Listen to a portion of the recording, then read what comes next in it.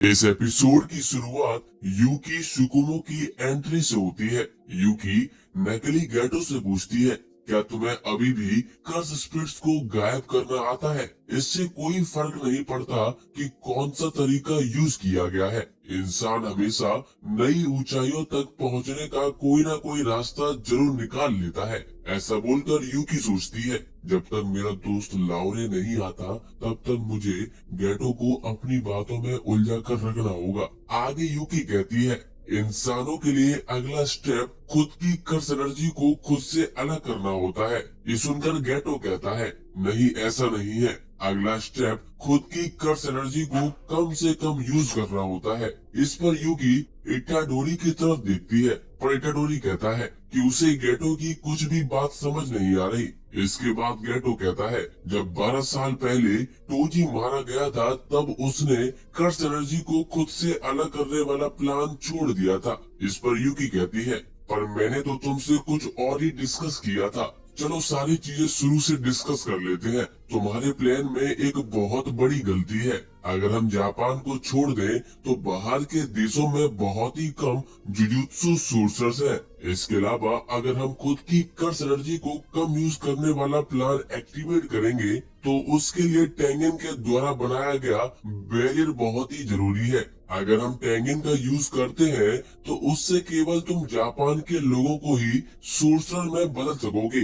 इससे जब बाहर के देश ये देखेंगे कि केवल जापान के लोग ही कर्स एनर्जी को अच्छे से यूज कर पा रहे हैं तो वो देश बिल्कुल भी चुप नहीं बैठेंगे, जिसके बाद सभी देश जापान पर हमला कर देंगे और कोई भी शांति से नहीं रह सकेगा। मैं कभी भी ऐसी दुनिया की कल्पना नहीं कर सकती हूँ। ये सुनकर गैटो हंसने लगता है और कहता है, तो क्या हुआ? वैसे भी शुरुआत से हमारे मकसद अलग ही थे।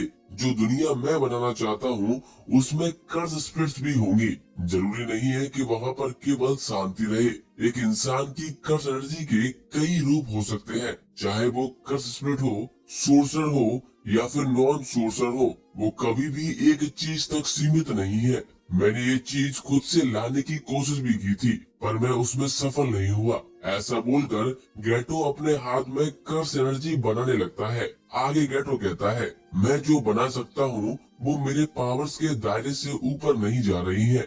उत्तर हमेशा तबाही के अंधेरे में टिमटिमाता रहता है।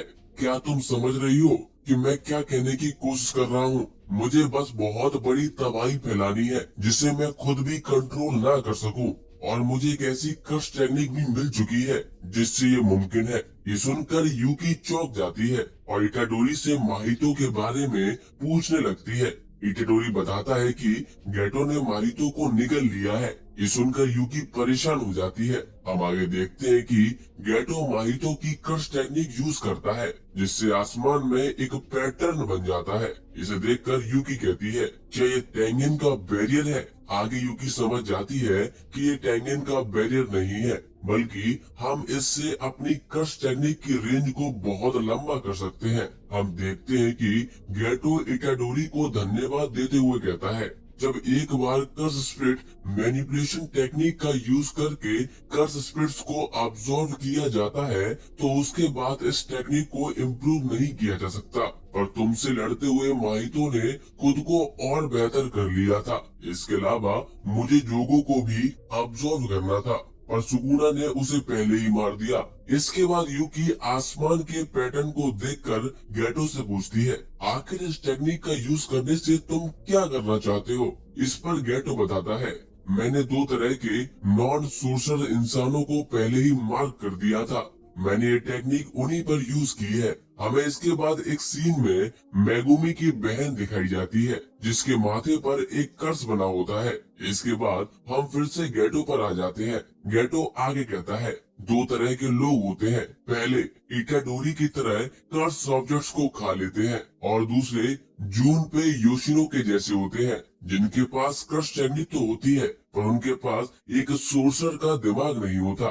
जून पे योशिनो वही लड़का होता है जिसे माहितो ने सीजन 1 में मार दिया था, जिसके बाद इटाडोरी माहितो से बदला लेने के लिए उससे लड़ता है। गैटो बताता है कि मैंने कर्स टेक्निक का यूज करके इन दोनों तरह के लोगों के दिमाग को सोर्सर के दिमाग में बदल दिया है इससे जिन्होंने कर्स ऑब्जेक्ट्स को खाया है उनके अंदर दूसरे कर्सेस जिंदा रह सकते हैं, और जिनको टेक्निक आती है वो अब उस टेक्निक को यूज कर पाएंगे। इसके बाद गेटो बताता है कि जिन लोगों ने कर्स ऑब्जेक्ट्स को खाया है, मैंने उन कर्स ऑब्जेक्ट्स के ऊपर से सील हटा दी है। जब मैं उन लोगों को मार्क कर रहा था तब उनमें से कुछ लोग मेरी कर्स एनर्जी के वजह से बेहोश हो गए थे, और उन लोगों को अब होश आ गया होगा। हम देखते हैं कि मेगुमी की बहन को भी होश आ जाता है। आगे गेटो कहता है वो लोग कर्स एनर्जी को और अच्छे से समझ सके, इसीलिए मैं उन्हें एक दूसरे को मारने के लिए मजबूर कर दूंगा। मैंने कुछ बच्चों को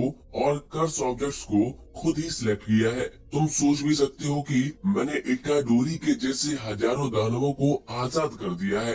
ये सब सुनकर यूकी कहती है 1000 दानव, ये तो कुछ कम नहीं है। तुम इंसानों को ज्यादा कम मत समझो। तुम्हें क्या लगता है कि इंसान बिना किसी मतलब के एक दूसरे को मारना शुरू कर देंगे? इस पर गेटो कहता है लोगों को ऑर्डर देना एक अहम बात है। तुम्हें क्या लगता है मैं इतनी जरूरी चीज मिस कर दूंगा? तुम्हारे सवाल बिल्कुल फालतू है। ये सुनकर यूकी चिढ़ जाती है और इटाडोरी से कहती है अब मुझसे कंट्रोल नहीं हो रहा है, चलो हम दोनों मिलकर इसको धो देते हैं। इस पर इटाडोरी कहता है मुझ में लड़ने के लिए बिल्कुल भी हिम्मत नहीं बची है। हम आगे देखते हैं कि उराउमे की सारी बर्फ गायब हो जाती है और उराउमे बहुत ही ज्यादा कमजोर हो चुकी होती है।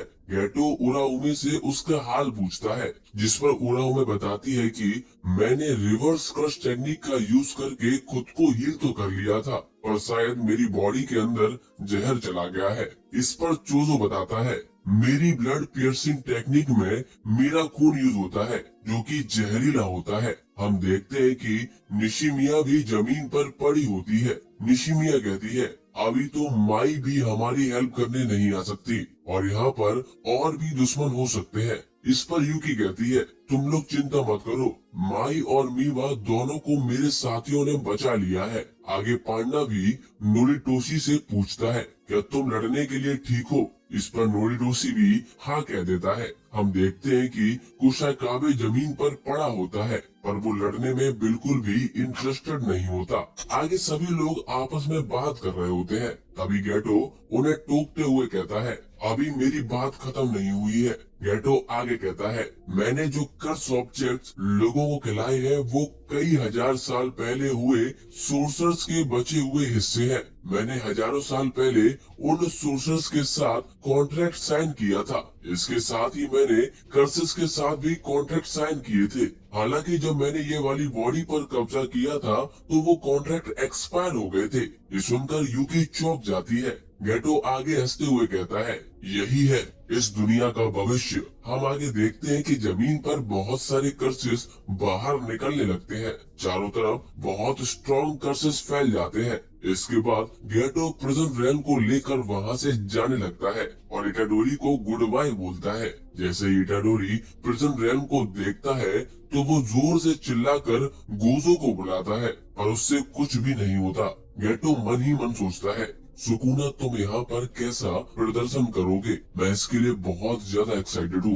एक बार फिर से गोल्डन एज ऑफ सोर्सरी शुरू होने वाली है और हेयन पीरियड वापस से लौट कर आने वाला है। ऐसा बोलकर गेटो वहाँ से चला जाता है और इटाडोरी कुछ भी कर नहीं पाता। अगली सीन में हम देखते हैं कि शिबुया की खबर पूरे जापान में आग की तरह फैल चुकी होती है। सभी न्यूज चैनल पर यही खबर चल रही होती है। सभी जापानीज ऑफिशियल्स लोगों को सेफ जगह पर रखने का प्लान बना रहे होते हैं। वो लोग आपस में बात करते हैं कि केवल ओकुटामा शहर के गांव और कस्बे, कुछ हिस्से और कुछ आइलैंड ही सेफ है। बाकी सभी जगह पर कर्स स्पिरिट्स ने कब्जा कर रखा है। पूरे जापान में लगभग 10 मिलियन कर्स स्पिरिट्स आजाद घूम रही हैं। क्या हमें पूरे रिहायशी इलाकों को असुरक्षित घोषित कर देना चाहिए? और सबसे बड़ी बात, हम लोगों को ये कैसे समझाएंगे? वो लोग आगे बात करते हैं कि डिप्टी कमिश्नर और उनकी सेक्रेटरी भी हमारे कॉल्स का जवाब नहीं दे रही है। अब ऐसी सिचुएशन में हमें क्या करना चाहिए? हम आगे देखते हैं कि जापान की सभी कंपनियों के शेयर्स नीचे गिर रहे होते हैं। जापानीज ऑफिशियल्स आपस में बात कर रहे होते हैं कि हमें अपने ऑफिस को जल्दी यहाँ से शिफ्ट करना होगा। सभी बचे हुए सोर्सर्स रिहायशी इलाकों में लोगों को बचा रहे होते हैं। इतनी सारी कर्ज स्प्रिट्स के आने से हमारा डिफेंस सिस्टम कमजोर हो गया है। कहीं इसका फायदा उठाकर कोई देश हम पर हमला न कर दे। तभी एक ऑफिशियल कहता है हमें लोगों को कर्ज स्प्रिट्स के बारे में बताना होगा। पहले हमने सोचा था कि हम उन्हें केवल ये बताएंगे कि कर्ज स्प्रिट्स केवल टोक्यो में दिखाई दे रही है, जिससे नॉर्मल लोगों की कर्ज एनर्जी केवल टोक्यो में रह जाएगी और इससे सारी कर्ज स्प्रिट्स केवल टोक्यो तक सीमित रहेंगी। आगे एक सीन दिखाया जाता है जहाँ पर कर्ज स्प्रिट्स लोगों को मार रही होती है। हमें आगे बताया जाता है कि इम्पेरियल प्लेस के ऊपर जो बैरियर था उसे मेiji पीरियड के टाइम पर वापस से बनाया गया था। उसके अलावा कैंडिडेट साइड पर मकबरों के ऊपर भी एक और बैरियर बनाया गया था। इसे ईडो पीरियड में बनाया गया था। ऑफिशियल्स इन दोनों बैरियर्स को जापान के बॉर्डर्स तक फैलाने का आदेश दे देते हैं। अगली सीन में हम देखते हैं कि पूरा शहर खाली पड़ा होता है। एक लड़की एक खाली स्टोर में बैठकर खाना खा रही होती है।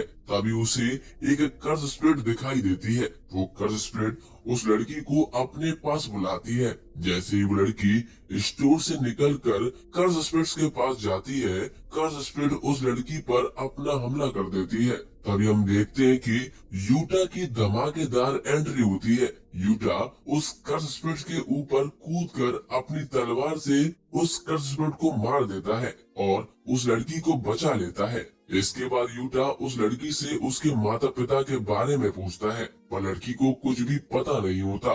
आगे यूटा उस लड़की के जूतों पर लगी हुई मिट्टी को देखकर समझ जाता है कि लड़की यहाँ पर नहीं रहती और कहीं दूर से आई है। इसके बाद यूटा उससे पूछता है, क्या तुम बहुत दूर से चलकर यहाँ पर आई हो? इस पर वो लड़की अपना सर हिला देती है। हम देखते हैं कि यूटा के पीछे वाली कर्ज स्प्रिट जैसे ही यूटा पर हमला करने वाली होती है, यूटा की कर्ज स्प्रिट रीका आकर उसे मार देती है। हम देखते हैं कि वो लड़की भी कर्ज स्प्रिट को देख पाती है। इस पर यूटा उस लड़की से कहता है, तुम्हें चिंता करने की कोई जरूरत नहीं है, और रीका को आराम से काम करने के लिए कहता है। अगले सीन में हम यूकी की तरफ शिफ्ट होते हैं। यूकी माफी मांगते हुए कहती है, उस समय मैं थोड़ा डर गई थी। मुझे लगा था कि अगर मैं थोड़ा टाइम बचा लूं तो शायद कुछ हो सकता है। वैसे मैं तुम लोगों की तरफ भी नहीं हूँ। मैं बस चाहती हूँ कि हमारी दुनिया से कर्ज स्प्रिट्स गायब हो जाएं। वैसे भी अब माफी मांगने से कुछ भी नहीं होगा। मैं और मेरे दोस्त इस चीज की पूरी जिम्मेदारी लेते हैं। हम लोग उन बच्चों को वापस भेज देंगे जो वहाँ उस समय मौजूद थे। आगे यूकी कहती है, अब समय आ गया है कि मैं लॉर्ड ड्रैगन का खुद सामना करूं। वैसे आगे तुम क्या करने वाले हो?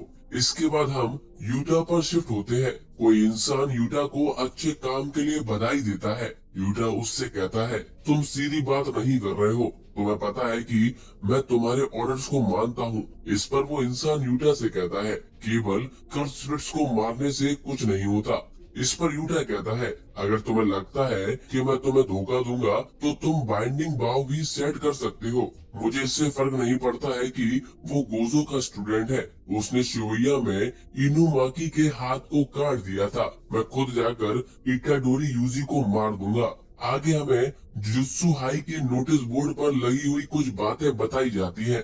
उसमें पहली बात लिखी होती है कि सुगुरु गेटो अभी भी जिंदा है, इसीलिए उसे फिर से मौत की सजा सुनाई जाती है। दूसरी बात में गोजो पर इल्जाम लगाया जाता है कि गोजो ने शिवैया एक्सीडेंट में सुगुरु गेटो का साथ दिया है, इसीलिए गोजो को जुजुत्सु हाई से बाहर निकाल दिया जाता है और जो कोई भी गोजो को अनसील करेगा उसे एक मुजरिम माना जाएगा। तीसरी बात में लिखा होता है कि प्रिंसिपल मासामिची यागा ने सुगुरु गेटो और साटोरू गोजो को भड़काया है, इसीलिए उन्हें मौत की सजा सुनाई जाती है। इसके बाद चौथी बात में इटाडोरी की मौत की सजा के ऊपर लगी हुई रोक को हटा दिया जाता है और इटाडोरी को फिर से मारने का आदेश सुनाया जाता है। आखिरी बात में यूटा को इटाडोरी को मारने का काम दिया जाता है। एपिसोड के लास्ट में हम देखते हैं कि इटाडोरी एक ब्रिज के ऊपर जाकर खड़ा हो जाता है और जैसे ही इटाडोरी ताली बजाता है तो उसके पीछे से